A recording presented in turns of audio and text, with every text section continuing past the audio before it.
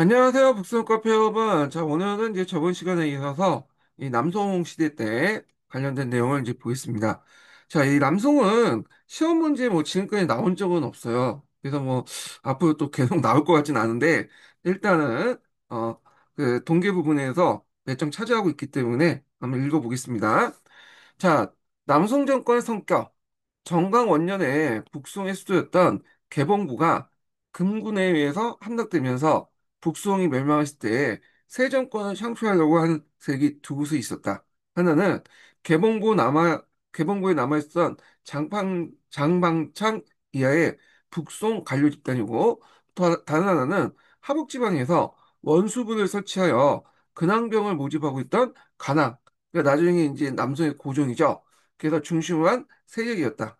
자, 이듬해 금은 송나라 관료인 장방창을 내세워서 그 당시 계례왕국이었던 초나라를 세웠죠. 그래서 원래 금나라가 이제 초창기 때는 직접 지배하기는 좀 약간 부담스러웠나 봐요. 그래가지고 이제 초라든지 제라든지 한번 계례 정권을 세우고 나서 한번 이제 운영을 해보고 나서 아, 이 정도 나도 직접 통치를 할 수 있겠다 해가지고 이제 직접 통치로 넘어가게 된 거죠. 자, 한편 가낭 집단은 뒤따라 피나온 북송 관료와 군단을 정리하여 남하여 응천구에 들어가 남송 정권을 세우고요. 처음엔 남경에 세웠다가 나중에는 항주로 이제 옮기죠. 그리고 식만이 돈 이강을 제상으로 기용하여 일단 숨을 돌리게 되었다. 자, 이 부분과 관련돼서 사하사 강의 그 사하사에 있죠. 그래서 제가 어저께 그 이 부분에 대해서 이제 그 강의를 했거든요. 관련 사료들을. 그래서 이제 한번 궁금하신 분들은 여기 한번 찾아서 보시는 것도 좋을 것 같습니다. 자, 4세기 초에 오후의 침입으로 진이 망하고 강남으로 내려간 동진 정권의 성격과 유사하다. 그러니까 남송의 이제 성격이 그렇다는 거죠. 자, 금나라 군대는 남송을 정복하기 위해서 양장을 건너서 강동, 강서, 양저 지방을 유린하고 고종을 쫓아서 영주까지 추격했으나 실패했다.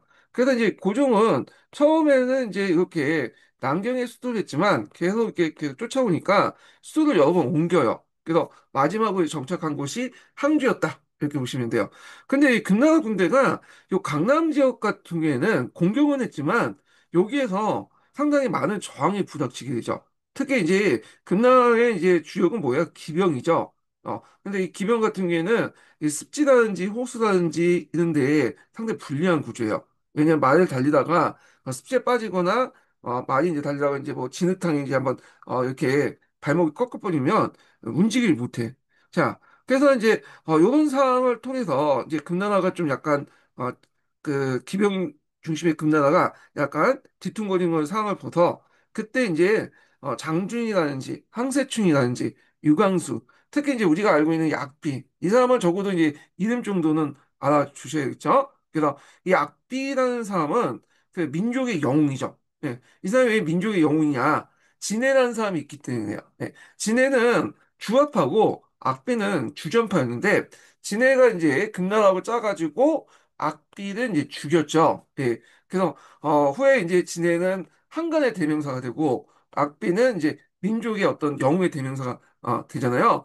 그래서 이제 지금도 그래요. 지금도 예, 상당히 두 명의 이제 하여튼 콤비가 일어서서 이 죽일 아주 좋은 놈이 되고 나쁜 놈이 되는 이제 짝을 이루는데 이 악비하고 진의 갈등 내용 이 부분은 사하사 부분에 관련된 사료가 있어요. 그래서 제가 어저께 그 부분에 대해서 이제 강조를 했으니까 관심 있는 분들도 한번 찾아보시고요. 자, 하여튼 이런 게릴라 군단의 전력이 이제 심하려 참다한 피해도 있고 남송 정부의 한계를 느끼면서 해군한 것은 남송에 의해 참으로 다행이다. 자, 고종은 강남의 임안, 그러니까 항주죠. 항주 돌아서 이곳의 수도를 정하고 남송 정권의 전비에 들어갔다. 자, 남송 정권을 창간 군인 집단과 관련된 두 가지 유형이 있는데 하나는 남송 초에 재상을 영위한 이강. 이강은 주전파죠. 예, 주전파고 장군인 유광세, 모부, 양기조 같은 북송시대 때 이제 터쳤던 고관 출신이고요. 이 모부는 이제 여기는 안 나왔지만 뒤에 고종 때 모부의 난을 일으켜요. 예. 그 자세한 내용은 이제 그 중국의 역사라는 책이 있거든요. 근데 뭐 이거 시험 문제 안 될 것 같아서 그냥 넘어가고요. 자, 다른 하나 이어 대주고 항정선이나 왕배원 같은 문인, 그리고 왕현, 항세충, 장준, 악비 같은 문인으로 일개 병지에서 입시에서 실서고 출세한 분류이다. 자, 고종시대 때 군군에 쫓기면서 민심을 수습하기 위해서 명망이 높은 북송 관료 이강을 재상에 앉혔으나 곧바로 실력파였던 항장선, 왕병어들 재상에 기용하고 역시 실력파 무장이었던 완여를 기용했다.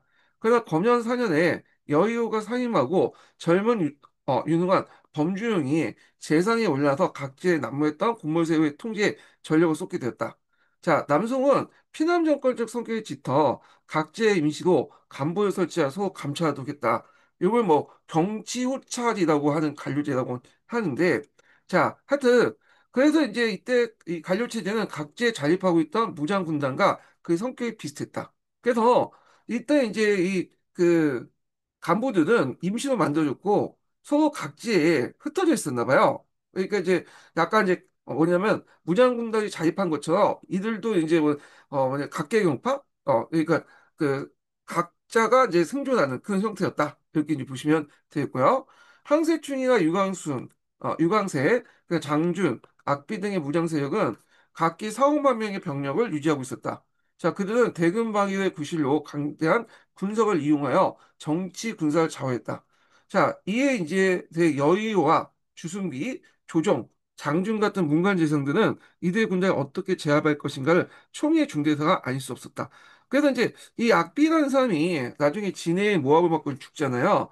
근데 그때 이제 고종이 이 진해 편을 들어가면서 이제 악비를 죽이는데 방조를 했거든요. 그 왜냐면 이런 색들이 자체적으로 국가 권력 밖에 어떤 독립적인 무장 세력들을 가지고 있다 보니까 고종 입장 볼 때는 왕권 강화 측면에서 이들이 좀 걸림돌이 되는 거죠. 그러다 보니까 이제 이들을 제거할 필요는 있었다. 이렇게 이제 보시면 되겠습니다.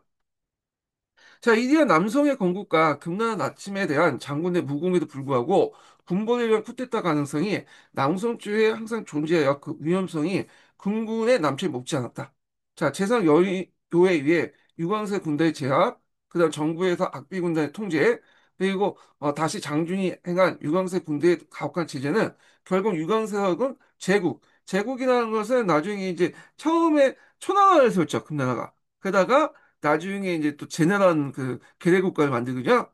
그래서 이 계례국가 금나라 쪽으로 넘어가게 돼요. 예. 자, 하여튼 남송은 그 영역이나 재정 규모에서 북송의 4분의 3을 축소됐다.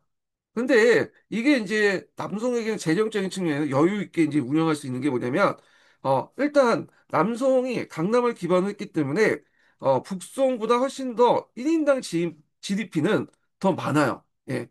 그리고 그 잉여부가 광고 가지 않고 그냥 남성 그 자체, 강남에서 자체를 쓰게 되잖아요. 자, 그래서 일단 이렇게 이제 부가 강남에 머물게 되면서 강남 지방을 개발을 바탕으로 해서 그 당시 그 경제를 가지고 있는 이민족과 끊임없는 항쟁을 계속하면서 중국 문화의 보존과 발전에 큰 자치를 남겼다는 점에서 역사적 중요성을 인식하게 되었다. 자, 남성이 금과 몽골의 침략에 시달리면서도 150년 동안 유지될 수 있던 거는 이 강남 지방 개발이죠. 그래서 이 강남의 경제력은 수나 때 건설 대운하에 의해서 북송 시대에는 하북 지방의 물자를 수송했다. 근데 이제 금의 하북 정령으로 북으로 운송했던 물자 그대로 강남에 머물면서 강남의 경제력은 한층 더 윤택하게 되었다. 그리고 이제 한동안 이제 운하를 쓸 리가 없죠. 운하가 이제 강남과 강북으로 연결되는 운하를 쓸 필요 없잖아요. 써봤자 뭐 강남 안에서만 운하만 좀 사용했을 뿐이고 그러다 보니까 한 150년 넘게 운하를 쓸 필요 없다 보니까 이 운하가 이제 그 막히기 시작해요. 그래서 특히 강북 쪽 올라가는 그 운하는 뭐냐면 거기에 뭐 쓰레기나 뭐 모래 같은 것들이 막 쌓이면서 이제 운하로서 기능을 제대로 못하게 되죠. 자, 근데 이걸 다시 준설 작업을 통해서 운하를 정비했던 사람이 누구냐? 쿠비라이 칸이죠. 쿠비라이 칸. 그리고 또 이제 한 번 더 정리된 게 영락제 때 한 번 정리되죠. 그래서 강남의 물자를 여기 수도인 그 북경까지 운반하려면 이 운하가 필수적이잖아요. 그래서 하여튼 이 운하 부분은 나중에 다시 좀 얘기를 해보기도 하고요. 자, 북송의 멸망으로 피남 내려온 사대부 관료에 의해 남성의 문화는 새로운 활력을 찾게 되었다. 자, 남성시대 때 주의나 뭐 육구형 같은 뛰어난 사상가가 나타나 성리학 발전에 가져온 결과는 우연한 일이 아니다. 그래서 주의는 이제 종전의 여러 성리학의 학파를 이제 확립한 정리한 사람을 얘기죠. 주작을 만들었고 육구요는 이제 우리가 이제 뒤에 양령학 있잖아요. 양령하고 연결되는 사상이죠. 예. 자, 그래서 주의하고 육구요는 동시대의 사람이에요. 이 사람이 이제 남성시대 때 같이 만나기도 하고 거기에서 또 논쟁도 이제 벌이고 그랬거든요. 그 관련된 내용이 어디에 있냐면 저쪽에 그 사사에 있어요. 제가 어저께 강의를 했어요. 어저께 제가 남성 부분을 이제 강의를 했기 때문에 어제 사사 강독을 좀 보고 좀 연결시켜서 이제 보시면 되겠습니다. 자, 금의 하복지방과 남성 금의 대립 보겠습니다. 자, 하복지방의 점령한 군군이 물러나자 장방창은 항제비를 맹하오에게 넘겨주고 퇴임한 후 남성의 이제 고종에게 항복하니 죽음을 당했다. 장방창은 아까 이제 잠깐 그 금나라가 이제 계례 왕국을 세울 때 항제로 이제 세웠던 사람이잖아요. 근데 이제 일단 이 사람 자체가 문신 가려고 어떤 이제 그 성리학적 이념으로 이렇게 똘똘 뭉쳐 있는 사람이잖아요. 대의와 명분이. 그러다 보니까 자기가 이제 양심의 가책을 느껴가지고 물려나고 고종의 남성과 고종에게 항복했지만 일단 고종을 살려줄 수가 없죠. 자, 그래서 이제 죽였고 금의 계대 정권인 초국은 33일 만에 완화됐다. 자, 금은 강남의 남성 정권이 수립되자 하복 지역 경영에 적극 나섰다. 그래서 이때 이제 금의 직접적인 통치보다는 아직 잘 모르니까 한인들에게 위임 통치를 시키기 위해서 다시 한인 관료였던 유해를 황제에 임명했는데 이게 제국이야. 그래서 초국과 함께 제국은 잠시 이제 금나라가 직접 지배하기 위한 가독이 때 세워진 계대 정권이다. 이렇게 보시면 되겠습니다. 자, 그래서 유해는 변경을 수도로 하고 성의 옛 관리를 등용하여 국가 체제를 정비했다. 그리고 금군과 함께 협력하여 제2차 남성정부를 단행했으나 한세충, 악비 등의 금왕 의용군대 하나로 큰 타격을 받고 북으로 돌아왔다. 자, 금이 이제 장광차의 초국이나 유해 제국을 계례정부에 세운 것은 금의 무력을 가지고 중국 전체를 평정하고 이를 지배하니 곤란하다고 판단했기 때문이다. 자, 금으로서는 급격한 영토 팽창으로 중국 내부 깊숙이 들어와서 남성과 전쟁을 계속하는 일은 전략적으로 어렵다는 사실을 남성 정부가 한인의 그 게릴라 전법 있죠. 특히 강남 지방에서는 이제 기병이 활동이 좀 약간 어렵잖아요. 그래서 이걸 이제 틈타서 게릴라 전법도 있는데 더 이상 이제 자기의 이제 그 한계를 알게 되는 거죠. 예. 이 해수 이남 지역까지는 못 내려가겠다 그렇게 이제 생각을 하게 된 거예요. 자, 하여튼 유해 제국은 북송을 계승한 정통성에서 남송에 밀려 하부고 남아있던 한인 지지를 얻지 못하고 국가로서 터전을 쉽게 다져나가지 못했다. 자, 정통 왕정이 남송을 멸하기 위해서 정벌을 나섰으나 결과는 참패를 끝내기 때문에 존립의 의의가 상실되었다. 자, 이리하여 남송, 대, 금난 삼국 관계는 금에 의해 제나라가 멸망하고 이제 금이 직접 이제 학업 지배를 하게 되면서 송과 금은 국경선을 접하게 되고 이때 국경선에 접하는 것은 뭐냐면 그 해수이, 해수죠. 그래서 해수를 기준으로 해가지고 여기가 이제 금나라가 직접 지배한 거고 요 해수 기준에서 여기가 송나라를 지배하는 거야. 그래서 요 해수위는 정통적으로 강북하고 강남을 나누는 선이 되는 거야. 그래서 잠깐 검색을 해보시면 뭐 양쯔강 이북과 이남을 가지고 강북 강남을 논하는데 이건 좀 잠깐 잘못된 거고 보통 이제 강북 강남을 나눌 때 양쯔강 약간 북쪽에 있는 해수를 바탕으로 하는 거예요. 예. 그래서 이때 하전 양면에 이제 새로운 관계가 이제 들어섰는데 금나라에서도 주화파가 있고 주전파가 있고요. 이에 반해 남성 안에서도 뭐냐 주화파가 있고 주전파가 있어요. 예. 그래서 이들이 이제 서로 간에 이제 뭐냐 정치 게임을 하다가 이렇게 이제 주화파가 이제 승리하는 식으로 이게 되게 되는데 자, 그래서 남성과 이제 금강과의 국제 관계에서 주화파, 온건파하고 주전파, 강경파의 대립이 심각하여 하위 교습은 쉽게 성립되지 않았다. 자, 남성의 주합파는 진해였고요. 그리고 금속의 항중인 단련이었고 이에 강경파는 악배를 비롯한 군번이며 금에서는 정방장수 등 그 대표적인 올구였다. 자, 금가의 이제 그 하위 모습은 자, 여기 잠깐 여기 보면 이제 금나라하고 남성의 경계선 있죠. 예. 그래갖고 헤이슈를 이제 하고 끝에 대사관이라는 곳이 있어요. 그 대사관. 요 선이 경계선이었다. 이렇게 보시면 되겠습니다. 그래서 해수하고 대사관을 국경을 이제 하게 되는데 그래서 이제 소 8년, 11년에 두 차례에 거쳐서 진행됐고 여러 번 하전이 반복했다. 싸웠다가 하야하고 뭐 이렇게 했던 거죠. 처음에는 송나 금의 하이 교습에 금에 잡혀갔다 돌아온 진해에 의해서 추진되었다. 그래서 고종도 하이를 원하고 있기 때문에 진해를 제상으로 임명하여 주전을 억누르고 하이를 성립한 듯 하였다. 그러나 송의 주전론자는 오랑캐에 대한 신사는 중화 사상에 어긋난다. 그러니까 이제 오랑캐도 일종의 뭐냐면 그 황제를 모시고 자신이 이제 그 신하가 되는 거는 중화 사상에 어긋는데 반대하고 더욱이 금의 조정에서도 점령지 반환에 강력히 반발하고 나섰다. 그래야 이제 하위 교섭의 주역이었던 달랭과 그 일파는 반역을 몰아 처형되고 군군이 남침을 재개했고 송원 한세충 악비 등의 하력으로 군군의 남방 지출을 일단 저지했다.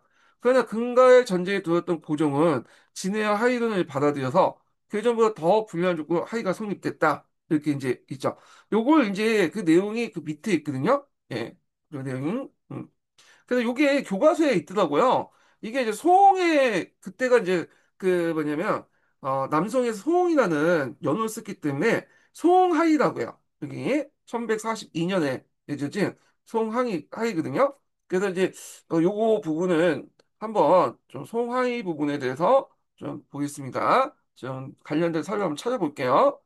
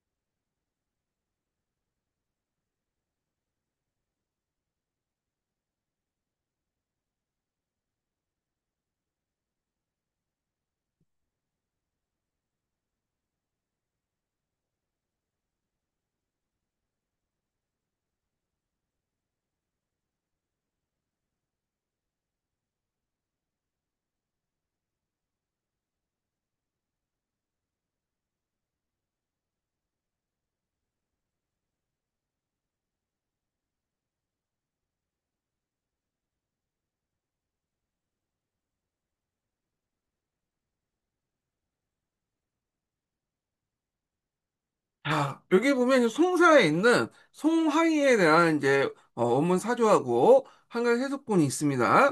자, 여기 이제 송 11년에 금날 40일분에 신하나 칭하며 하이 허락 일축을 구했다. 그래서 하이 내용은 이제 송나항제는 은혜를 입어서 옛 강토에 돌아갈 것을 허락받았으니 정성을 다해 맹세하여 자손의 일까지 영원히 신하의 예를 지켰다. 그래서 매년 은 25만 년과 비단 25만 피를 바치겠다. 그래서 국경 부분이 있는데 국경의 해수하고 여기는 안 나왔지만 저쪽 그 뭐냐면 갑자기 이름을 까먹었다. 예. 대사관이죠, 대사관. 여기 잠깐요. 예. 여기 대사관. 예. 대사관까지 이제 있는 그 내용이고요. 그리고 당주와 등주, 두주는 대금에게 베어 바치겠다. 이렇게 이제 있습니다. 자, 그래서 이게 아마 당주와 등주는 제가 정확한 기억 그 위치는 모르겠지만 일단 해수 북쪽 지역에 있는 땅인 것 같아요. 그러니까 자, 그래서 이제 배경을 보면 정강이변은 북송이 멸망한 후에 고종이 남쪽을 내려 남성을 건국했잖아요.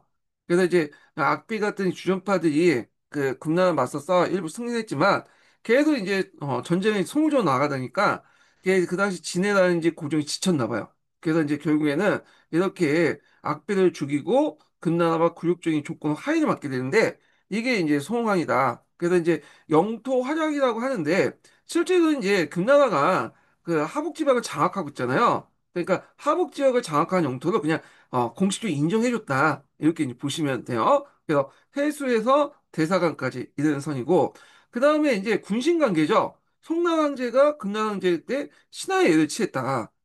그러니까 이제 송나라가 제국이 되는 거죠. 그러니까 전현의 맹약 때는 요 나라가 형제 관계잖아요. 그래서 이제 송나라가 형의 나라, 요 나라가 이게 그 아우의 나라죠. 그래서 요 송하이 때 그 송나라와 금나라의 어떤 관계, 요것도 시험에 나올 수 있죠. 요번에 이제 요 나라와 관계 물어봤잖아요. 예. 그다음 막대한 세공을 갖다 바친다. 예. 그래서 이제 여기 세패가 아니라 바칠 세자에서 공. 예. 그래서 이 공자가 바칠 공자잖아요. 그래서 이 세공이라는 말을 썼다. 이렇게 보시면 되겠습니다. 그래서 송황이는 남송이 영토, 주권, 경제적 이익 모든 면에서 금나라에 굴복한 조약이고, 그래서 이때 이제 남송이 일시적인 평화를 얻었지만 하복 지방의 옛 땅을 대체한 명분을 잃고 금나라 군신관계를 맺는 등 아주 뼈아픈 역사의 한 장면이 기록되었다. 뭐 이렇게 이제 보시면 되겠습니다. 그래서 나라가 힘이 없으면 이렇게 당하게 될 수밖에 없어요. 예, 국제관계가 이 힘의 논리로 이제 운영되기 때문에 그런 건데 지금 이제 우크라이나가 러시아한테 두들겨 맞고 좀 땅을 뺏기고 그리고 이제 엘친하고 지금 트럼프가 와서 우크라이나 배제한 채 지금 우크라이나 땅 가지고 지금 막 딜을 걸고 있잖아요. 그래서 그런 것 같아. 예. 자, 그래서 이제 이렇게 있고 자, 그다음에 이제 가서 읽어보겠습니다. 자, 하이에 이제 반대한 그 악비를 반역자를 몰아 처형하니 주화와 주전에 얽힌 진의 악배의 비극은 여기서 비롯되었다. 요 자세한 내용은 이제 사서의 그 내용이 있어요. 예. 그래서 한번 보시고요. 정광회로부터 실로 17년 만에 굴욕적인 하나 평화가 성립되었다. 자, 근데 이 평화가 계속 되냐? 그건 아니죠. 그 당시 금나라 해로왕이라는 사람이 등장했어요. 요 해로왕은 이제 금나라 역사에서 좀 약간 특이한 왕인데 이 사람은 이제 내부 쿠데타를 통해 집권을 했고, 또 이 사람이 여진족이긴 하지만 중국의 문화나, 그 다음에 이런 상당히 중국 문화를 동경했던 사람이고, 자신이 한번 이제 중국의 천자로서 강남까지 한번 지배를 해야겠다. 그런 이제 생각을 가지고 있었던 사람이에요. 자, 그래서 이제 이 사람이 이제 대규모 병력을 이끌고 다시 송나라를 치죠. 그래서 요 회관 관련된 자세한 내용은 뒷부분에 있으니까 그때 한번 읽어보기도 하고요. 일단은 이 부분은 해동왕이 이제 공격한 내용부터 볼게요. 자, 해동왕은 중국 문화의 깊은 동경심을 지니고 중원에 군림한 대제국을 수입하는 이상을 가지고 있었다. 그의 수도를 만주의 상경, 해령부에서 영경으로 옮기고요. 북경이죠. 그래서 이 북경은 이제 계속 이제 금나라 수도가 돼요. 물론 이제 징기스칸이 쳐들어와서 이제 북경이 뺏기고 저쪽 이제 다시 이제 그 뭐냐면 카이풍 쪽으로 이제 좀 옮길 때까지는 수도였지만 금나라가 이제 영경을 북경을 정한 후에 이제 그 뒤에 원나라, 그 다음에 뭐 명나라, 청나라 계속 이제 뭐냐면 중국의 수도가 됐다 이렇게 보시면 되겠습니다. 그래서 남송을 멸하고 전중국을 통일하고 직접 대군을 이끌고 남정을 나섰어요. 그러나 해동왕의 남송 정부는 다시 한중에 거센 저항이 부닥쳤고 또 해동왕이 대규모 수청 작업을 하다 보니까 어떤 문제점이 나냐면 해동왕에 대한 반대파들이 금난 망했어요. 그러다 보니까 내부 또 쿠데타가 일어나죠. 그래서 해동왕은 부하에게 암살되고 세종에게 즉위되면서 다시 송과 하이를 설립했다. 자, 이때 하이 조건은 종래 군신 관계에서 이제 좀 약간 어, 유리한 관계 아니잖아요. 남성이 이제 내부 쿠데타가 일어나고 좀 몇 번 전투에서 패한 상태에서 했기 때문에 군신 관계가 아니라 숙제 관계. 그러니까 이제 그 조카, 삼촌 요 정도의 관계로 바뀌었다. 이렇게 이제 보시면 되겠습니다. 자, 요거는 관련된 내용 한번 또 보겠습니다. 예, 잠깐요. 아이고 좀 지우기는 좀 그런데, 아이고. 예. 요게 이제 관련된 내용을 좀 볼게요. 자세히 설명 안 돼 있어갖고 이게 무슨 하인가 그런데 네, 명칭부터 해갖고 이렇게 보겠습니다.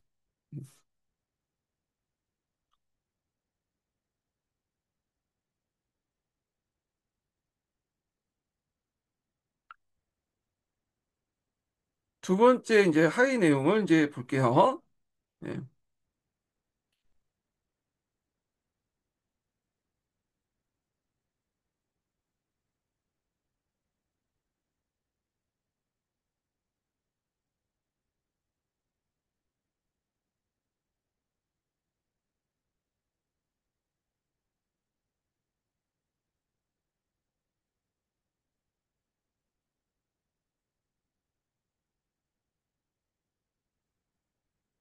자, 여기 보면 이제 요게 이제 1165년에 맺어진 유흥 하이, 그러니까 아마 유흥이라는 건 그 당시 연호인 것 같아요. 그래서 요 관련된 내용이 호정 공개에 이제 실려 있는데, 자, 여기 보면 이제 건도 5년에 신하를 칭하는 예는 마침내 숙지의 예로 바뀌었다. 그 내용 있죠. 그래서 이제 아저씨와 조카 간의 예로 바뀌었고, 그래서 금나라가 국서를 도착했는데 세패를 이제 은과 비단 20만 원 다시 정하고요.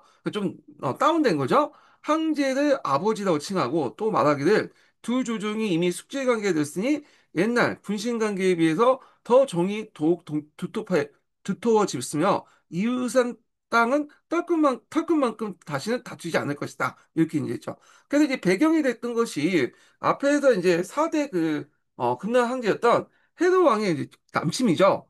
그래서 이제 대교 난침했는데 금나라 군대가 이제 채석기 전투에서 송나라 군대에서 그 패배하고 이때 또 금나라 내부에서 반란이 났어요. 그래서 암살돼서 이제 세종이 새롭게 즉위를 했던 거죠. 그 세종 입장 볼 때는 지금 계속 금나라하고 지금 송나라하고 싸울 여유가 없죠. 왜냐하면 자기가 집권을 이제 쿠데타를 했잖아요. 그러다 보니까 또 나름대로 그 안에서 불만색도 있을 거 아니야. 그러니까 이제 정권 기반을 다지려고 하니까 빨리 이제 송나라하고 강을 맺는 게 낫겠죠. 자, 그래서 송나라 이 기회를 틈타 북벌 시대에 큰 성과를 거두지 못했고 금나라 역시 내부 안정이 우선이기 때문에 양국 간에 하의를 맺게 됐다. 이게 유흥하의다. 그래서 이제 이 내용은 그 앞에서 송왕이는 송나라제가 금왕제의 신하를 칭했지만 유흥왕이는 송왕제가 금왕제에게 아저씨. 그래서 이제 금왕제는 송왕제를 조카가 했죠. 그러니까 가족 관계죠. 그러니까 상하 관계긴 약간 비슷하지만 약간 이제 기존의 어떤 이제 군신 관계가 아니라 그 조카 관계, 아저씨와 조카 관계 때문에 삼촌과 조카 관계 때문에 약간 대등한 관계도 상대히 좀 격상했다. 이렇게 이제 보시면 되겠습니다. 그래서 여기서도 이제 그 바치는 명칭의 굴욕적인 세공이 아니라 대등한 국가 간에 보내는 세패로 이름이 또 변경이 돼요. 그래서 또 20만 원으로 이렇게 줄어들게 되고 그래서 이제 이 유흥왕이는 송나라가 해동왕의 남친을 선국적으로 격퇴한 군사 선고를 받던 기존의 소홍왕보다 개정한 거야. 그리고 영토 회복은 이제 이루지 못했지만 금나라 관계에서 신하에서 조과가 격상되는 과정에서 경제적 부담도 줄고요. 또 나름대로 이제 중화주의에 입각한 국가적인 어떤 자존심이 어느 정도 회복됐다. 이렇게 이제 보시면 되겠습니다. 자, 그러면 이제 이렇게 있고, 남성의 정치적 변천을 보겠습니다. 되게 이제, 남성의 정치적 변화를 보면, 그 남성 초창기 때, 그러니까 남성이 막 건국 그 초기 때는 고관 출신자하고 실력파의 대립이 있었어요. 그 앞에 이제 그 내용이 있었죠. 그래서 이때 이제 모부의 난도 일어나고 있는데, 자, 그리고 또, 이때 이제 여러 이제, 재상들이 나타나서, 그 당시 뭐, 여러 개혁들을 했죠. 뭐, 여의호 같은 사람들이 이제 등장하거나, 이런 것들 범종영 같은 사람이 등장하거나 등등등 여러 개혁 뭐냐 재상들이 등장했다 이렇게 이제 보시면 되겠습니다. 그래도 남성의 뭐 정치적 변천은 뭐 나올 가능성이 거의 없지만 지금까지 이제 기출 데이터를 보면 근데 일단 한번 읽어보긴 하겠습니다. 자, 남송의 고종은 20세 황제에 올라 어려운 시대에 잘 견디면서 남송 정권의 기틀을 마련하고 호종에게 양해를 하고 물러났다. 자, 그래서 이제 이렇게 있고, 자, 그 다음에 이제 이게 좀 눈여겨볼 게 뭐냐면 고종이 항태자가 있어서 요조를 했어요. 근데 호종이 양자를 해가지고 이렇게 지겠는데 호종이 좀 약간 특이한 게 뭐냐면 근처 양자가 아니야. 이 사람이 어떤 사람이냐면 태조 7대 손이야.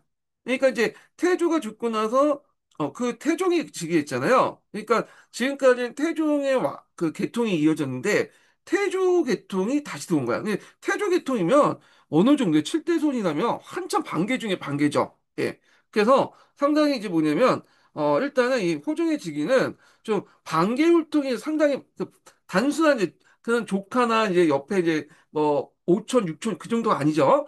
그래서 이런 반계혈통 상당히 먼 그 후손이 즉위했다. 이렇게 이제 보시면 되겠습니다. 자, 하여튼 남성시대 때 가장 중요한 정치 군사적 문제는 대금 대책이며 이 과정에 주화파와 주전파 간의 갈등이 있었다. 그래서 주전파의 대표적인 인물은 남성 측의 금의 남침 합비의 전투에서 대승을 거는 악비고 주화파는 정강의 변 때 시종과 함께 금나라 잡혀갔다 풀려난 진해였다. 그때 이 진해가 이제 앞에서 말한 달레라는 그 금나라의 어떤 주화파죠. 얘네들하고 이제 친밀감이 형성되고 좀 코드가 맞잖아요. 예. 그래서 이제 항상 이제 소통을 했나 봐요. 또 표현하고 나서. 그래서 이제 이렇게 있고. 결국엔 주화파의 모여고 악비 부자가 이제 감옥에 독살되니 39세의 일기도 삶을 마친 악비의 추녀는 지금도 중국인들이 춤을 하고 있고, 진해는 이제 안전히 한간노로, 매국노로 이제 찍혀가지고, 그죠. 그래서 이 악비 무덤에 가보면 거기에 진해하고 진해 부인이 있어.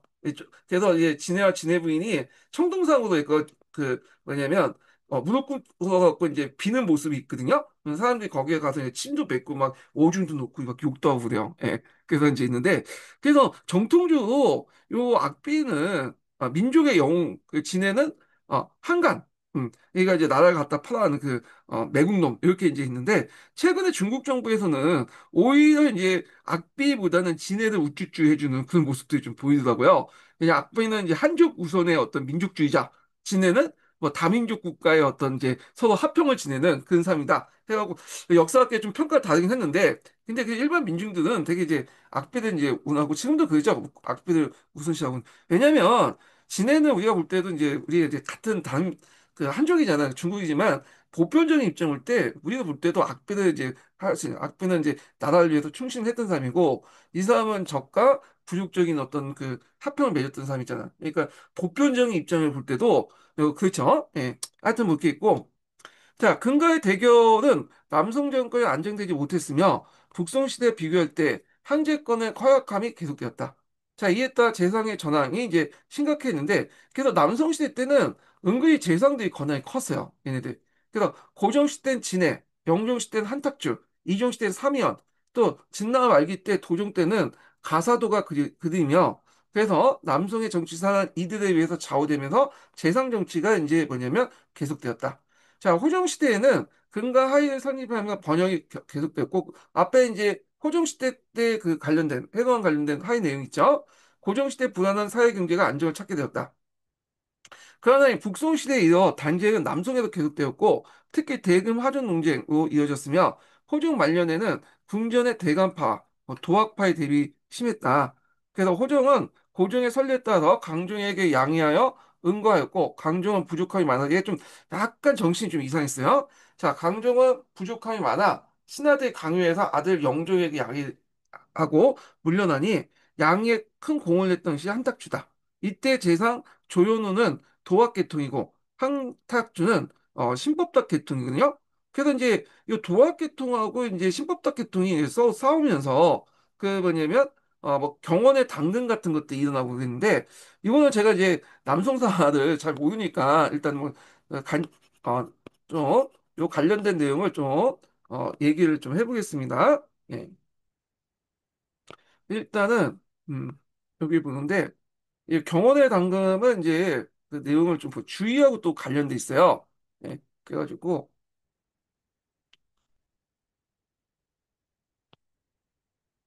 그러면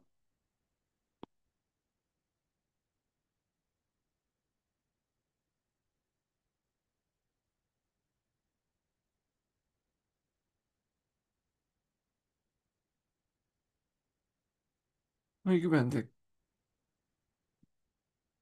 하,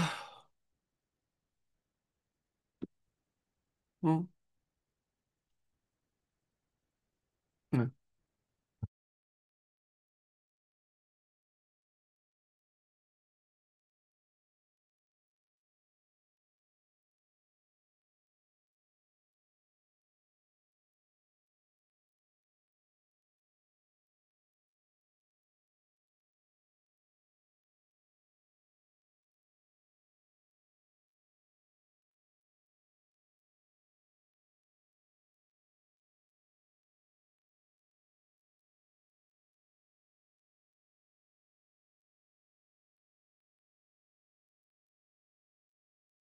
자, 여기 보면 경원의 당금에 대해서 이렇게 나왔는데, 여기는 경원 시기 때 이제 그 연호, 예, 강종 때 이제 그 관련된 내용인 것 같아요. 그때 연호가.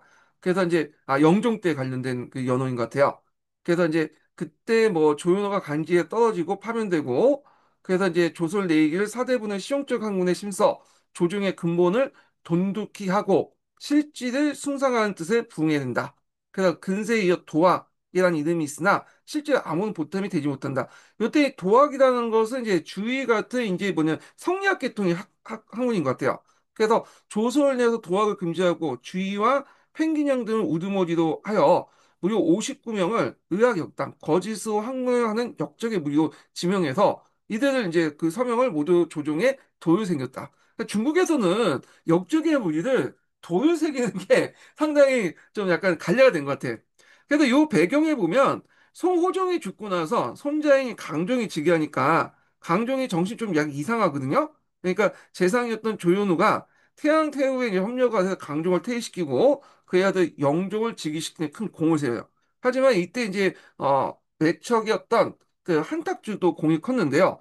영조 즉위 후에 조윤호하고 한탁주가 이제 뭐냐면 그 최고 권력을 놓고 이제 다툼이 되죠. 그래서 이제 이때 조윤호가 도학을 숭상하는 신진사대부를 지지받았다. 이건 조윤호 누구지? 그 당시 이제 주자나 뭐 이런 사람들이 지지를 받은 것 같아요. 그래서 도학은 바로 주의가 집대한 성리학을 말하는데요. 자, 이들은 도덕과 의리를 중시하며 당시의 정치적 비판의 목소리를 높였고요. 한탁주는 황제의 외척으로 실용적인 정치를 추구했다. 그래서 도덕적 원칙을 내세우면서 자신을 비판하고 있는 도학부를 매우 싫어했어요. 결국에는 이제 권력 투쟁 결과 한탁주가 이제 조연을 몰아내고 그리고 조연에 연결된 그 주의 같은 도학파들 탄압하게 되죠. 이게 경원의 그 영종 시대 때 그 뭐냐면 여는 경원의 연을 져서 경원의 당금이라고 해요. 예. 그래서 아마 이제 금고형을 처한 것 같아. 덫을 못하도록 하는 그런 것들인데 자 그래서 한탁주 먼저 조연을 파면시킨 다음에 도학은 실제로 아무 쓸모없는 학문이다 이렇게 규정하고 도학을 위학으로 이제 낙인 찍고 주의를 포함해서 59명을 역적의 무리에 지목해서 금고형 간직 진출을 못하도록 했다. 그래서 이제 이들 이제 명단에 새겨서 조정에 세우기도 했다. 그래서 이때 경원 연간의 당파 금지 사건, 그래서 경원의 당금 이렇게 이제 보시면 되겠습니다. 예. 그래서 이제 이게 그 후한 시기 때 1차 당구회나 2차 당구회나 같은 것도 있었잖아요. 그 아예 그 당시 청류세력들은 이제 뭐냐면 벗을 못하도록 하는 그거 약간 비슷한 어떤 정치 싸움이었다. 이렇게 보시면 되고요. 근데 주의가 이제 이때 정치권에 쫓겨났기 때문에 이 시간이 남아 돌잖아. 이제 벗을도 못하고. 그러니까 이때 이제 딱 앉아서 이제 성리학을 집대해서 할 수 있었다. 이런 거야. 그러니까 이거 약간 뭐가 비슷하면 한국사에서 적양훈이 이제 강진에 당했잖아요. 그러니까 유배당한 동안 이제 자기가 이제 했던 그 여러 가지 저술들을 했던 거하고 비슷한 것 같아요, 지금요. 예. 그래서 이제 경원의 당군 이렇게 이제 보시고요. 자, 그래서 요 내용이 이제 있고요. 자, 그러나 한탁주는 금의 정거에 실패하여 3.1배 피살돼요. 이 한탁주가 금나라를 공격했어요. 그러다 이제 그의 사체를 금에 보내죠. 하이가 다시 설립했는데, 자, 이때는 이제 또 성과 관계가 백지 관계예요, 이제. 그러니까 같은 가족 관계긴 한데, 숙제 같은 경우에는 이제 뭐냐면, 그 작은아버지하고 조카의 관계잖아요. 근데 백지는 큰아버지하고 조카의 관계야. 약간 이제 한 단계 위로 이제 급락 격상이 됐고, 그 다음에 세배도 또 늘어났어. 그래서 요것도 이게 뭔지에 대해서 무슨 하인에 대해서인지 이제 모르겠고, 일단은 보겠습니다.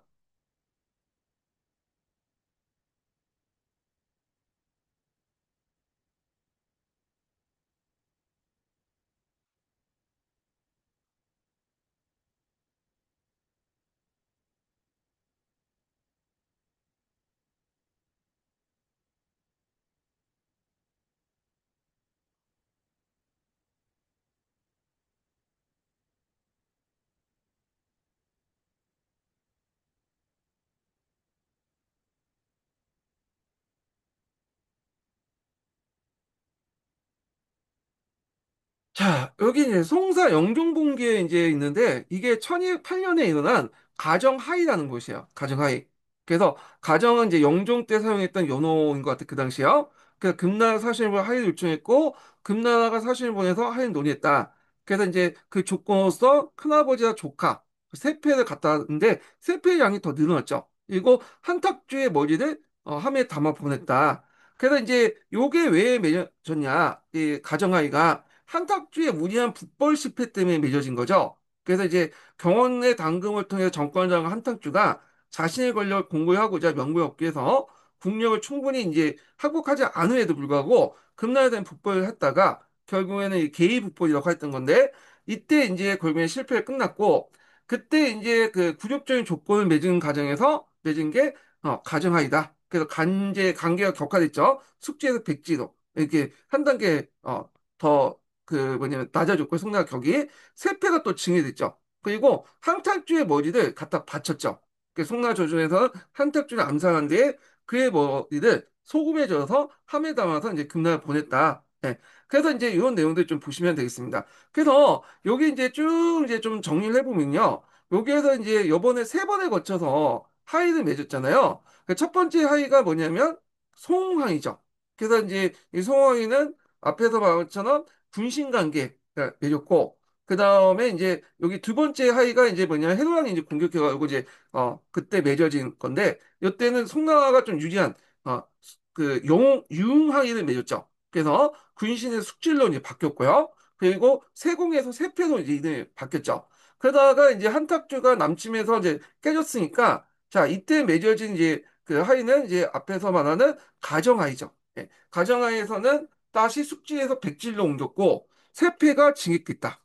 좀 어렵게 나오면 이렇게 나올 수도 있겠죠. 물어볼 수 있어요. 왜냐면 요번에 들어가신 교수님들이 지금 딱 보니까 송나라 대외관계사 전공하신 분이기 때문에 일단은 요거 세 개를 좀 정리해서 좀 보시는 것도 좋을 것 같아요. 만약에 어렵게 나오면 진짜 요 문제 나올 수 있죠. 예. 그래서 이제 이렇게 이제 보시면 되고 교수님도 이렇게 해서 찾아서 보시나? 모르겠어요. 하여튼 기능이 되게 좋은 것 같아. 잠깐만요. 제가 이거 일일이 치니까 불편하니까 텍스트를 해갖고 예, 포폰트를 좀 상용화 시켜드리겠어요. 여기 게시판에요. 예.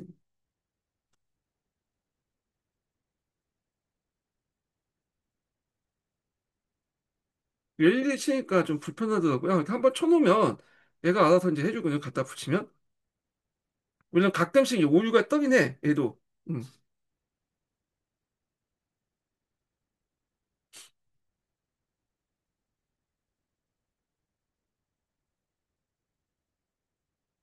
예. 자, 이렇게 이제 딱 해놓고 갖다 붙여가지고 이제 하겠습니다. 그 시간이 절약될 수 있을 것 같아요. 자, 그런데 3위원은 영종 다음에 이종 때 옹립했고 그 공으로 일당 정치를 했으나 그의 전제 정치를 비판한 다수의 도학자였던 의동이나 진독수, 정양수 등을 조정해서 추방하고 정치에 전행했다. 자, 이 3인원이 죽은 후에 이종의 친정시대에 들어왔고 이종 정치개혁을 착수했는데 이는 이른바 당평의 개화라고 한다. 그때 사용했던 연어가 당평인 것 같아요. 그래서 이제 도학자 진독수와 위동홍은 황제의 고문을 맞이해서 이상 정책을 구했으나 경제 정책에 실패했다. 원래 이 도학자들은 뭐 그 마음의 문제가 어떻고 의리가 어떻고 명분이 어떻고 그런 사람도 있기 때문에 실리적 문제에 약할 수밖에 없어요. 예. 그래서 이제 이렇게 있고 13세기 초에 몽골이 일어나서 서한을 멸망하고 남송과 동맹하여 금을 정벌할 걸 제의했는데 남송은 북송 때 같은 외교 실수 똑같이 저질렀죠. 왜냐 북송 때 그 금나라 회상의 맹을 이제 뭐냐면 맺고 요를 공격했죠. 그럼 요를 멸망한다는 그 다음 공격 대상은 누구겠어요? 예, 자기겠죠. 그러면 그때는 요와 실마 합쳐서 오히려 금하고 싸워야 되는데 요나가 너무 싫기 때문에 이제 이런 감정적인 반응을 했는데 똑같이 한 거죠. 예. 그래갖고 이제 남송은 그 당시 몽골군이 자기 영토에 들어갈 수 있도록 길을 빌려줬어요. 그리고 결국에 송은 몽골과 연합해서 금을 멸망하고 몽골이 하복 지역을 포기한 걸 착각하고 북송에서도 개봉을 올라갔다. 자, 이 틈에 몽골의 반격을 가져 오히려 남송을 대표해 돌아왔다. 다행히 몽골이 남송의 정벌이 나서지 않았던 것은 그때 몽골 태중의 방향이 유럽 정벌로 나갔기 때문이다. 이렇게 보시면 되고요. 그런데 이제 남송에서 몽골의 정예부대에 대한 인식이 부족하여 그 방비가 소요했다. 특히 도종시대 때는 재상 가사도의 전행은 정치가 어지럽고 그의 공정정책과 합해 남발로 경제가 어려움을 이제 맞게 되었다. 자, 이러한 내부적 어려움 속에 남송은 마침내 몽골 정복되어 역사상 처음으로 전국토를 이민족의 정복 왕조로 이제 내어주고 멸망했다. 이게 쿠빌라이 칸 때죠. 자, 이 당시 몽골군에 쫓겨서 강주만의 예산으로 받던 남성의 재산 육수부는 어린 황제의 등을 얻고 어린 황제를 등에 업고 이제 바다에 몸을 던져 자살했고요. 또 문청상이 있어요. 이 문청상은 중국에서 상당히 유명한 사람이야. 예. 자, 하여튼 그 문청상은 포로가 되어 몽골 황제의 권유에도 지조를 굽히지 않고 끝까지 저항하다 참사당하니 후세 충신의 기감이 되었다. 뭐 이렇게 이제 보시면 되겠습니다. 자, 그리고 이제 이에 대해서 이제 한인 중에 있는 남성 관련된 내용을 이제 좀 보겠습니다. 자, 여기 보면 이제 내용이 있는데, 볼게요. 자, 여진족이 건국한 금에 의한 북송이 멸망하자 고종은 강남의 도피에 남송을 권고했다. 자, 이후 남송과 금은 공방전을 계속했지만 모두 결정적인 계기를 얻지 못했다.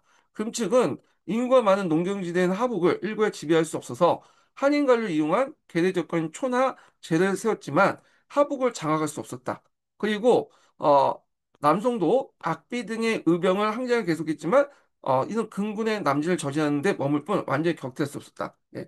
그래갖고 이제 여기 악비와 관련된 설명이 있죠. 그래서 이 사람이 이끌었던 군대가 악가군이라는 군대가 있어요. 정예병. 예. 자, 그다음에 이제 이에 따른 양국 사이의 이제 평화적 분위기가 무너지고 갔고 때마침 정강해병 당시에 포로되어 잡혀갔던 진해가 귀국하여 재상이 되었고요. 그는 적극적인 하해를 주장했다. 진해는 중앙의 통제에 벗어나 금나라 전쟁을 수행함으로써 하위의 방해가 된 악비에게 무고한 죄를 씌워 옥을 가둔 다음에 살해했다. 이러한 정치 상황을 배경으로 교섭이 진행된 결과 앞에 이제 송항이를 맺게 되죠. 그래서 이제 해수와 성서동 대사관에 있는 선을 국경 하역을 맺게 되고 송은 금의 책봉을 받아 신하의 예를 취하게 됐다. 또한 매년 은 25년 5만 년과 비단 25만 필의 세패를 지불하는 조건으로 하의를 성립했는데 이는 남성에게 치욕적인 하의였다. 정강의 변호부터 17만에 굴욕적이긴 하지만 평화가 달성된 것이다. 자, 중국 왕조가 주변의 이민족의 신하를 예를 취한 것은 이례적이며 여기에서 이제 당시 동아시아 국제관계의 변동을 엿볼 수 있다. 자, 남송은 영토와 인구에 있어서 비록 북송의 5분의 3 정도에 축소됐지만 대신 비옥한 강남 지방 개발을 주력해 생산이 오히려 북송 시대를 능가했다. 특히 주이나 육구형 같은 뛰어난 사상가들이 나타났고 주저하게 성립과 보급으로 인해서 유구 이념이 폭넓게 정착되었다. 자, 군사적인 열세에는 불구하고 북송의 문화적 정통과 경제 을 이어받을 수 있어서 북송과 거의 비슷한 150년간 유지했다. 그러니까 북송하고 남송은 각각 150년, 300년 동안 유지됐던 왕조죠. 그래서 남성의 경제적 번영은 상업과 도시의 발달에도 잘 드러내 있다. 이제 도자기와 비단, 종이 등 각 지방의 특산품이 그 지역의 유통망을 통해서 각지에 운송되었고 또한 외국 무역도 활발해졌다. 자, 이에 따라서 또 임하는 150만이 거주하는 대도시도 발돋움했으며 대도시의 번영은 그곳에 거주하는 시민들의 생활을 향상시켰다. 그리고 이들에 의해서 남성시대의 새로운 서민 문화가 활짝 꼽히게 되었다. 그러나 이제 남성에는 북송을 물려받은 두 가지 문제점이 여전히 존재했는데 하나는 대토지 소유 진행으로 인해서 토지 소유의 불균이 여전히 재정 수입에 막대한 지장을 초래하게 됐고 또 하나는 북방의 이민족, 즉 금주의 이욕이었다. 그래서 북송 때도 그랬지만 사회적 양극화, 그 다음에 북방 민족으로부터 어떤 공격 이런 것들이 이제 상당히 이제 뭐냐면 위협이었다는 거죠. 자, 중원 회복의 열망에도 불구하고 군사 열세는 여전했으며 군군의 위협 때문에 군사비 지출이 해마다 늘어나 재정을 압박했다. 그러니까 이게 이제 송나라 때, 북송 때의 문제점하고 그대로 판박이도 이제 이렇게 나타나게 되는 거죠. 특히 13세기 초 건신이었던 한탁주가 정권을 잡고 북벌을 가내했고 실패한 뒤에 그 압박이 한층 심해졌다. 그래서 이러한 이제 이것은 또 다른 형태의 통치를 낳는 원인이 되었는데 불완전한 대외관계와 황제권 약화로 건신들 앞에 이제 재상 중심의 어떤 정치가 등장했다 그랬죠. 근데 건신들의 정치 전행이 계속되었고 이미 고종시대 때 진해가 그랬고 영종시대 한탁주가 있고 이종시대 삼이현 남송 도종 때 가사도가 역시 마찬가지였다. 그러나 명분론과 공명시의 사회적인 이정자들은 새로 등장한 몽골과 연합해 금주를 공격하는 공략한 군사적 모험을 이제 감행했는데 자 북송말이 금이 대두하면서 금과 연합해 요를 공격했다. 오히려 북송의 멸망을 한 외교의 설이 그대로 답습한 거다. 그래서 일단은 금을 이제 그때 당시에는 만약에 현명한 그 판단을 내렸으면 오히려 그 금나라를 도와줬어야 돼요. 물론 금나라에 당한 것도 있겠지만 왜냐면 그 금나라가 그 원나라하고 이제 중간에 딱 있기 때문에 일종의 송해 입장일 때는 완충지대 역할을 할 수 있잖아요. 근데 이 완충지대를 금 송나라 자체가 그냥 뭐냐면 치워버렸죠. 예. 그래서 이제 하여튼 그때 이제 완충지대가 상실된 남송은 몽골의 직접적인 군사적 위협에 직면하게 됐고 그리고 결국에는 이제 재정난 해결을 위해서 가사도가 이제 공정법을 추진에도 불구하고, 그냥 남송은 1279년 몽골에 정복되었다. 이렇게 이제 있는데, 공정법이 어떤 내용인지 잘 모르겠어요. 예. 그래서 그 예전에 북송 누구야? 음, 예전에 이제 구동계에서는 이 뭐냐면 남성시대의 재정정책 관련된 내용들을 이제 세금제도 관련된 내용을 적어놨거든요. 근데 요번에 신동계에서는 그게 빠졌어, 많이. 예. 근데 뭐 빠진 걸 뭐 중요한 건 아니니까 일단 이 공전제, 어, 이게 무슨 제도야? 공정법이죠. 예.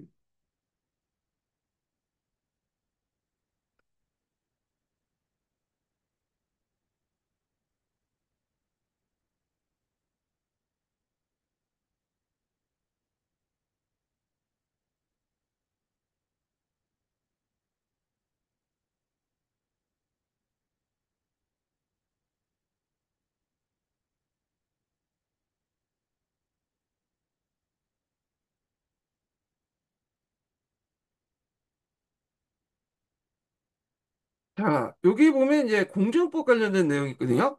그래서 가사도가 우승상이 되었다. 공정법을 시행했는데, 절서, 강동, 강서 등 여러 노예 대군에게 밥 100문을 가진 자는 그 3분의 1을 공료 삼았다.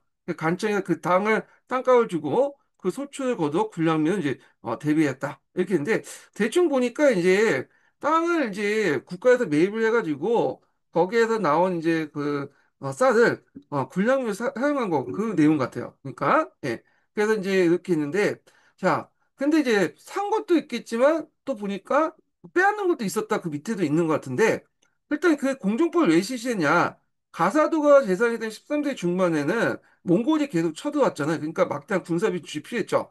그리고 특히 이제 군량미 확보도 상당히 중요했어요. 그래서 이 공정법을 실시해서 강제 매입을 통해 군량미를 확보했다. 이렇게 보는데, 여기에서 이제 내용을 보면 그 땅값을 줬다고 했지만 실질적으로 내용 보니까 이제 뭐 그냥 빼앗거나 주더라도 아주 값싼 가격이 줬나 봐요. 예. 그러니까 이제 이렇게 했는데, 그래서 이제 송나라 경제 중심의 강남 지방, 예, 대지주를 대상으로 했고요. 대상자의 소유한 토지의 3분의 1을 국가 강제로 매입해서 공유를 했는데, 매입 단가는 이제 환급이나 지폐, 그다음에 소금 증서 이런 거를 했는데, 여기에서 이제 뭐 그렇게 가치가 딱 맞게 준 것도 아니고, 이제 그것도 이제 제 생각해 보니까 그냥 불만도 많은 것 같으니까 상당히 시가가 낮게 평가해서 준 것 같아. 그래서 하여튼 이 공전에서 나온 쌀을 직접 거두어 불량면을 사용하면서 안정적인 군수 물자를 확보했다. 근데 이 공정법은 단기적 국가 재정 숨통을 트이게 했지만 이 정책을 심각한 이제 반발이 불렸겠죠. 아까 이제 얘기했지만 사대부들이 땅값을 이제 뭐냐면 받았는데 실제보다 시세가 낮기 때문에 이 사드 물질 때는 정부가 갈전 그냥 뺏었다 이렇게 이제 보시면 되고요. 그다음에 이 가사도의 정책은 수많은 사드를 원하는 사게 돼요. 그러면서 지배층의 어떤 상당부가 남송사에서 이제 등을 돌리게 되죠. 그 정부에 등을 돌리게 되면서 남송사의 내부적으로 분열됐었다. 결국엔 이런 국력 분열과 내부 갈등으로 몽골의 침입을 뭐냐면 효과적으로 대응하지 못해서 남송의 멸망을 당했다고 했어요. 그래서 이런 그 공정법은 그 당시 이제 국가적 위기를 해결해서 지배층의 시대를 강요했기 때문에 핵심 지지층인 사대부의 이반을 초래해서 결국엔 남송의 멸망을 재촉한 정책이었다. 그래서 이제 공정법 관련된 내용이 있으니까 한번 보시면 되겠습니다. 이거 되게 자세히 설명되어 있네. 그래가지고 이렇게 있고 아마 이게 그 네이버에 검색하면 이런 식으로 안 나와요. 예. 그래서 있는데 이게 네이버가 아니라 이게 그러니까 이제 외국 관련된 사이트 있죠. 영어 기반 그러니까 영어는 웬만하게 다 들어가 있잖아요. 예. 그러니까 이제 요걸 검색해갖고 이제 해가서 제시하는 것 같아. 번역해가지고. 예. 그래서 이렇게 이제 있고. 자, 그래서 이제 여기 공정법 관련된 내용을 이제 봤고요. 자, 그 밑에는 뭐 쭉 있는데 그 주관적인 평가니까 그냥 넘어가겠습니다. 자, 그 다음에 이제 신동계 관련된 내용 볼게요. 신동계 이제 뭐냐면 송나라 때 이제 사회 경제 변화 이런 것들 이제 관련된 내용인데 대개 보면 이제 그 일본에서는 이걸 되게 중요시 여겨요. 당송 병역령이라고 해가지고 당에서 송으로 넘어가는 이 병역을 되게 중요시 여기거든요. 시기적으로 8세기 중엽부터 해서 10세기 후반까지의 이런 여러 사회 정치 이런 변화사 이건 상당히 강조되는 거야.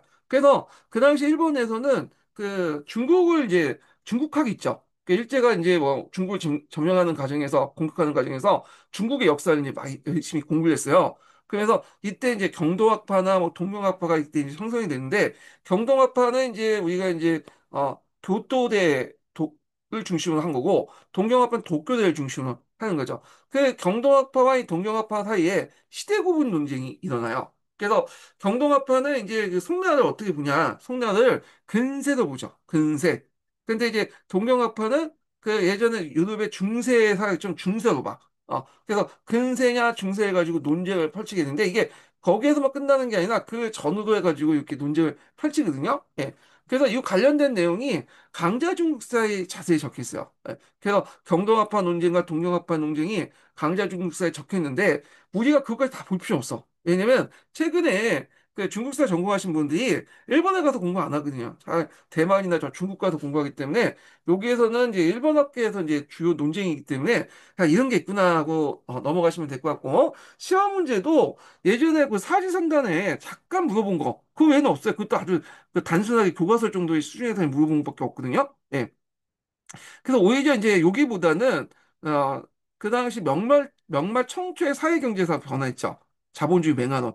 이게 중국 학계에서 이제 강조되는 거야. 그러다 보니까 여기에 초점을 맞춰서 공부해 주시면 되고 여기에서는 이런 그런 큰 변화가 있구나라고 기억을 해 주시면 돼요. 그래서 당송 병역기 때 특징이 뭐냐면 농업혁명이 일어났다는 거. 농업혁명. 그리고 이 농업혁명을 바탕으로 해서 상품화폐 경제가 발달돼서 상업혁명과 연결돼 있다. 이렇게 보시면 되겠습니다. 이게 당나라 말기 때부터 여기 북송 때까지 이런 변화들, 당나라 말기 때부터 송나라 때까지 그런 변화인데, 그래서 당나라 말기부터 송나라까지 연결되는 거야, 이게. 그래서 이제 좀 보겠습니다. 자, 중국 사회는 8세기 중기에 그 분서령하여 송이 건국되는 10세기 후반까지 정치, 사회, 경제 등 각 방면에 거쳐서 그 이전의 시대까지 유지되었던 중국 역사의 궤도를 바꾼 혁명적이 할 만큼 커다란 변화를 가졌다. 이걸 당송병역이라고 한다. 그래서 당송병역 관련된 내용이 경동대학파하고 그다음에 동경대학파 자기들이 이제 싸우게 되는데 요걸 이제 시대를 어떻게 볼까? 송나라를 요게 이제 관련된 내용이야. 자, 그래서 이거 있고, 그래서 이제 전반적인 내용이면, 이 당시 아까 찬파버 같은 거 있죠. 찬파버 도입이나 농업기술 발달로 농업혁명이 일어나서 잉여 생산물이 늘어나고, 잉여 인구들이 늘어나죠. 그러면서 이들이 도시에 올라와서 상업혁명을 일으켰다. 이렇게 이제 가정이죠. 예.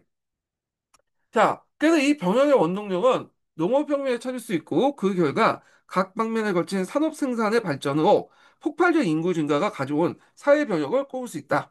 당대까지 사회 지배계층 분리했던 귀족계급이 몰락하고 그 다음에 송대 사대부 서민사회가 등장하면서 새로운 농업 경영 방식으로 나타난 지주존호제가 새로운 농업 생산을 박차해갔다. 자, 이때 지주존호제는 물론 이제 이 경동학파하고 동명학파에 따른 의견 따른 차이가 있지만 대개 이제 당나라 시대 때 이 지주존호제보다 뭐냐면 좀 경제적 관계, 경제 외적인 관계가 경제적 관계고 예속적인 관계가 평등한 관계였다. 상대적인 의미예요. 예, 그렇게 바뀌었다고 이제 보고 있어요. 특히 경동학파에서는.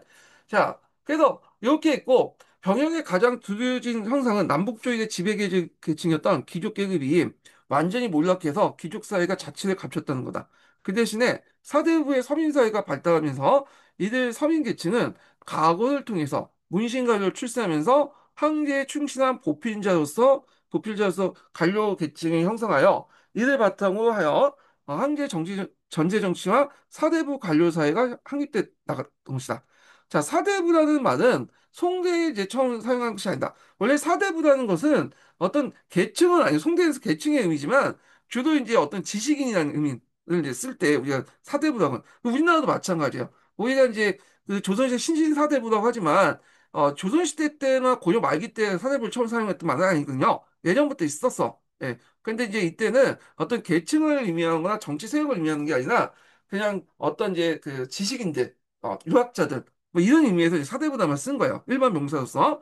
자, 그래서 이제 주대에는 경대부 사라는 계층적 용어를 사용했고 지난 시대 때 강령에서 대부가 등장했으며 위진 시대 때 고향을 갖춘 귀족들 그냥 일칭 해서 사대부라 했다. 자, 근데 성대 사대부는 그 이전 시대와는 그 성격을 달리하고 있다. 즉, 당대까지 지배계급이었던 귀족 체제가 붕괴되면서 이에 대신해서 새로운 계층으로서 정치, 사회, 지배 계층은 이제 총체를 지칭하는 계층적 성격이 있다. 앞에 위진남북조 때는 그냥 고향과 지식을 갖춘 지식인 정도의 의미죠. 자, 그래서 송대사대부는 지식과 교양을 습득하고 과거제를 통해서 간인으로서 출세하면서 지배계층이 되었다.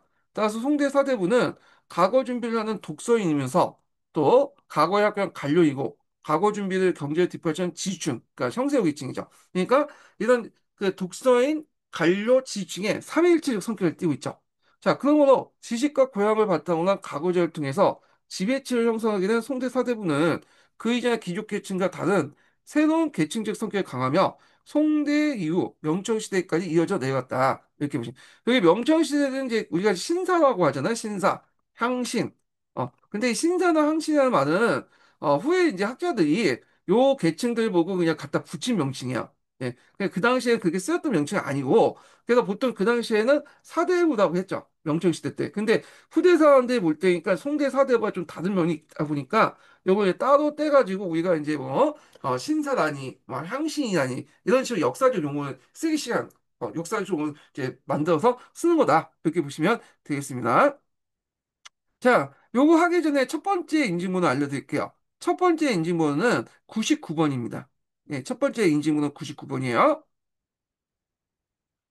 자, 당대 과거제는 단순히 관료 후보 자격을 시험한 것이지만 송대 이후의 과거는 황제가 친히 시험관이 되면서 인재를 뽑는 전시제 도입으로는 도입으로 과거는 문신관료 체제와 황제 독재 체제 구축에 중요한 작용을 하게 되었다.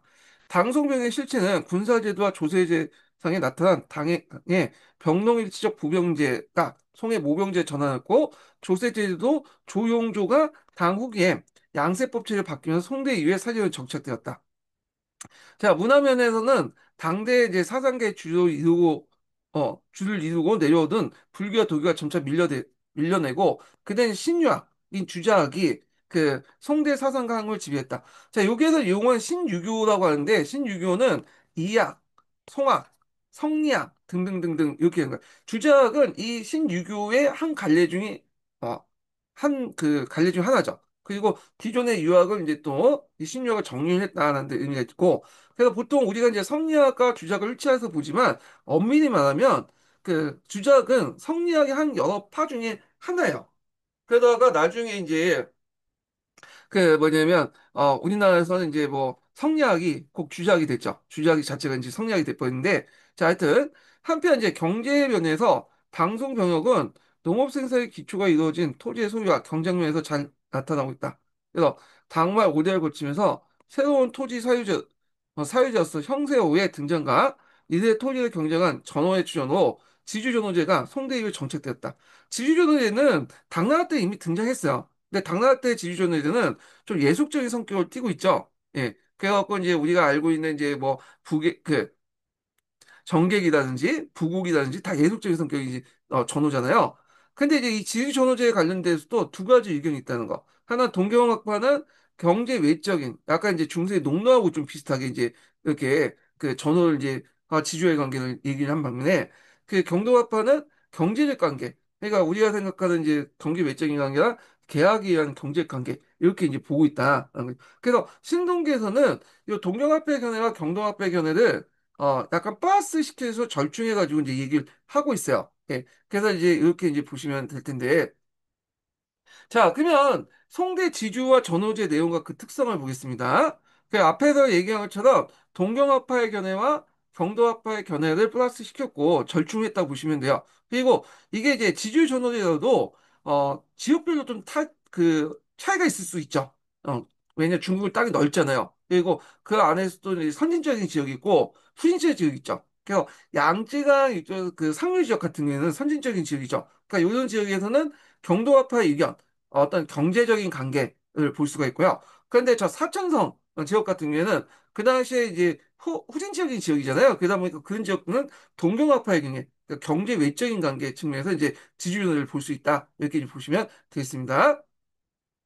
자, 그럼 두 번째 전략부터 볼게요. 당중기 안사의 나라의 계기로 분전제가 붕괴되는 가운데 지방에서 점차 세력을 키워나갔던 신흥지주, 즉 형세의 계층이다. 자, 이는 8세기 후반 양세법이 시행되면서 법제상 처음으로 토지의 사유권을 인정했다. 그러니까 예전에 사유권이 없었다는 게 아니라 예전에 있었어요. 근데 예전에는 이제 그 뭐냐면 제대로 인정받지 못하다가 국가 권력에 의해서 이때 인정받았다. 이렇게 보시면 되죠. 왜냐하면 토지의 어떤 이제 그 군중을 이제 하는 과정에서 소유권은 인정받을 수 없죠. 그렇지만 그 이제 차별을 인정하는 과정에서 사유 양세법을 실시하니까 이렇게 소유권을 법제적으로 인정받았다. 이렇게 보시면 되겠습니다. 자, 이들 장원이라고 경영했다.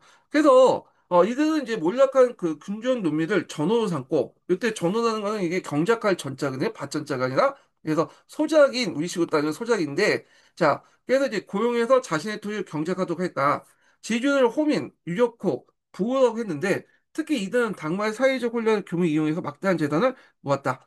자, 송대 형사우는 간인, 이인, 직용을 포함한 강범위한 지주계층인데 대개 보면 이제 이들은 막대한 땅을 갖고 있기 때문에 또 이제 아들들이나 그 이제 이런 후손들을 교육시킬 수 있잖아요. 그러다 보니까 이들이 이제 뭐냐면 또 관리가 될 수 있고 관리가 되지 못해도 그 지역에 뭐 서리가 될 수 있고 그리고 이제 이런 것도 있잖아요.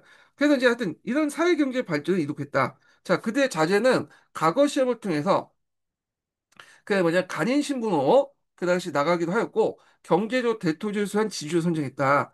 자, 이렇게 있고요. 자, 그다음에 송대 이후에 발전된 대토지 소유 형태에 대해서 두 가지 견해가 있어요. 예.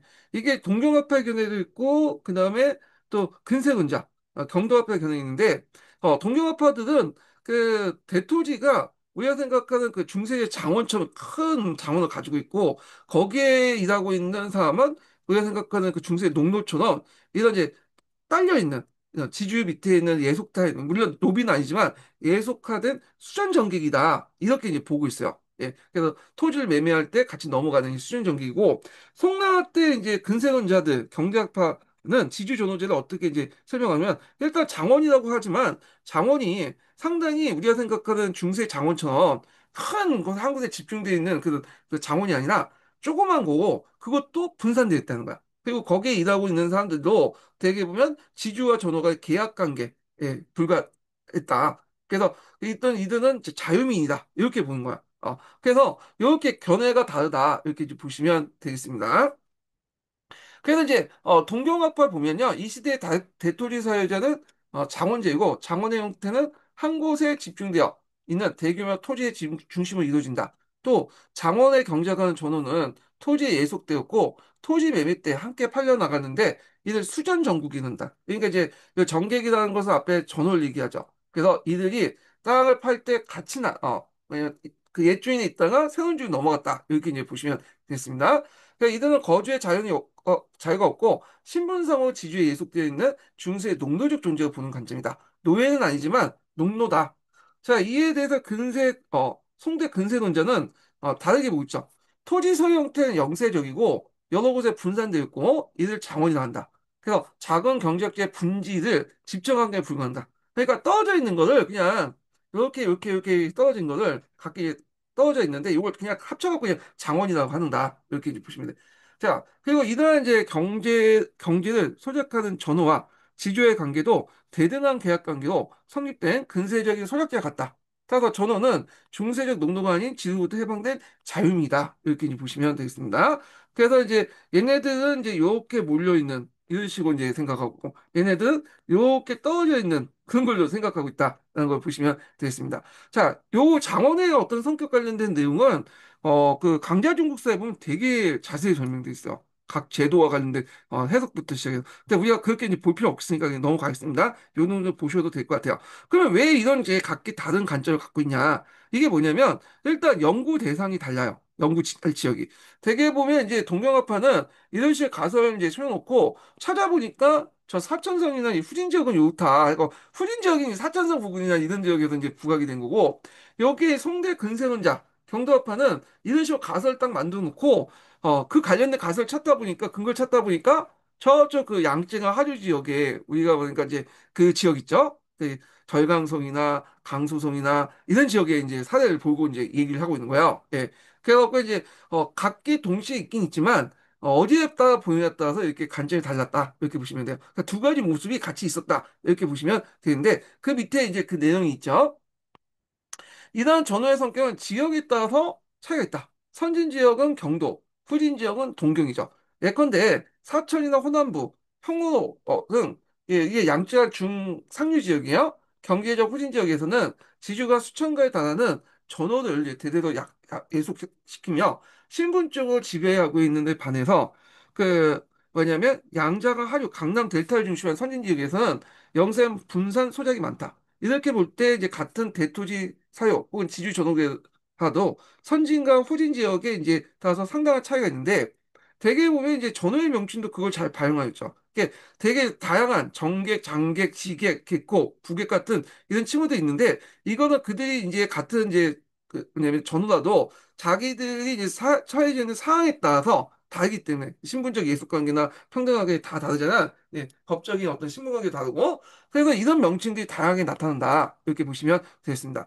그래서 같은 전후라 해도 노예와 같은 미천한 자가 있는가 하면 이와 반대적으로 인 전호도 있다. 즉 자기 땅도 어느 정도 가지고 있으면서 지주의 토지를 소작하고 독립된 가옥에서 가족을 거느리고 살면서 심지어는 경우 소까지 소유하고 농기구, 종자, 식량 같은 생산 도구까지 수산까지 소유하고는 자립적 농업 생산이 가능한 전호가 그거다. 그러니까 전호나에서 다 뭐 땅만 남의 땅만 경쟁하는 게 아니라 그 자기 땅을 하면서도 남의 땅을 착용하는 그런 사람도 있다. 물론 자기가 부족하냐 착용할 수도 있고 자기 땅도 충분한데 불구하고 우리가 생각하는 그 경영 분홍 같은 그런 이제 하는 사람도 있고 다양한 형태가 있다는 거죠.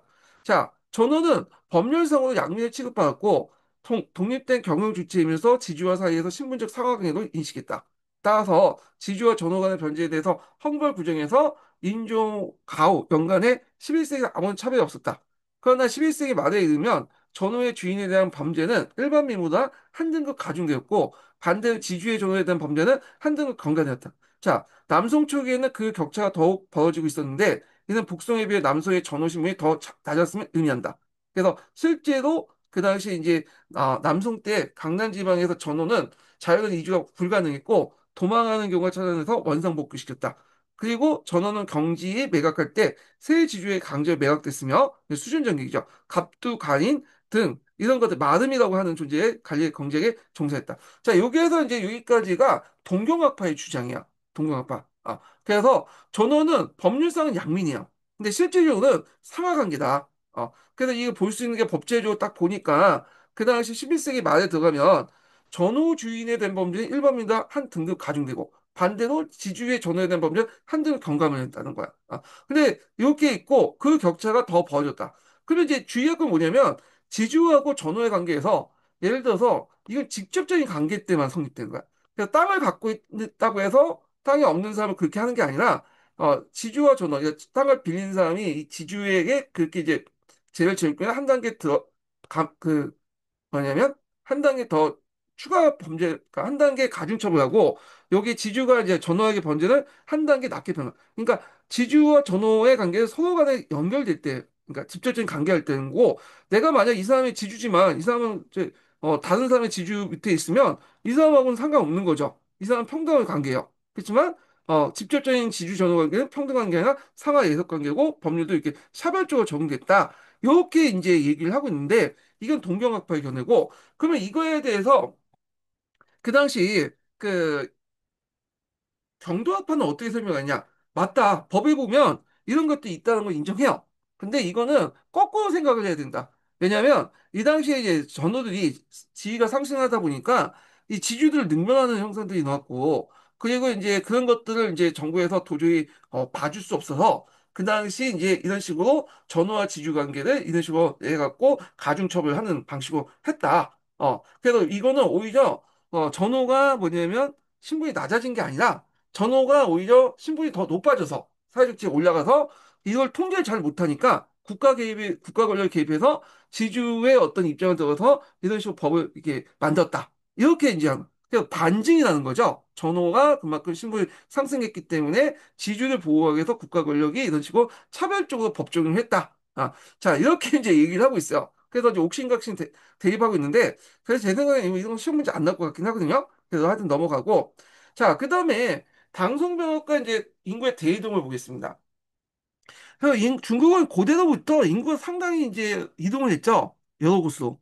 그래서 당송병역 시기 때, 당나 송나 때 인구의 대이동이 있었는데, 그건 예전에 한번 얘기했을 거예요. 당나라 송나라 때 인구 이동은 특징이 뭐냐면 남이 양쯔강 하류 지역으로 이동하는 거야. 예, 양쯔강 하류 여기.